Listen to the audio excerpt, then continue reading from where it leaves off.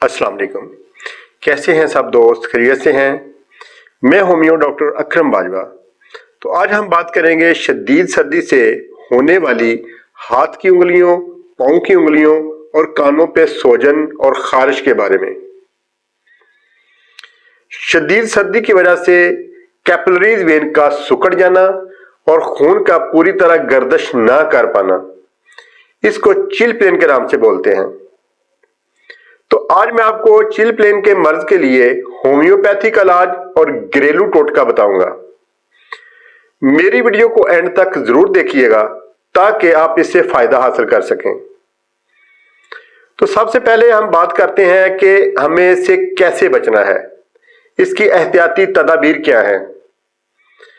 जब भी आप घर से निकलें, आप अपने हाथों को ग्लव्स और पाँव को सॉक्स और कानों को कैप वगैरह या गर्म टोपी इससे ढांप लें।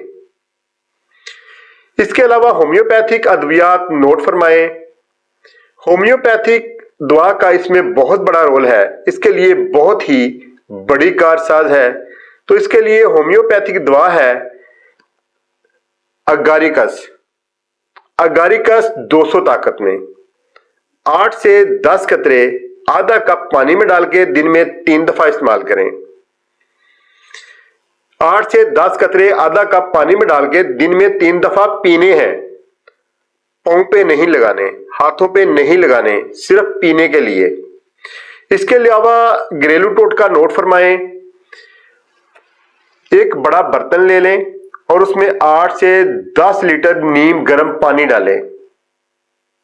बर्तन इतना बड़ा होना चाहिए कि आप आसानी से इसमें अपने पाँव डुबो सकें। और इसके बाद इसमें 1 टीस्पून साल्ट, 1 चम्मच नमक का और 1 चम्मच सिरका, 2 चम्मच डिटॉल, इनको अच्छी तरह पानी में मिक्स कर लें। सबसे पहले अपने पाँव की एड़ियां दबाएं, उसके बाद पूरे पाँव पानी में डुबो दें। कम से कम 20 मिनट पानी में डुबो के रखें और पाँव को हाथों से हल्का हल्का मसाज देते रहें। 20 मिनट के बाद पाँव आराम से निकालें। अच्छी तरह किसी साफ कपड़े से, सॉफ्ट कपड़े से पाँव को साफ करें और इन पे कैलेंडुला मरहम लगाएं। अगर कैलेंडुला मरहम ना मिले तो कोई भी वाइजलीन लगा सकते हैं।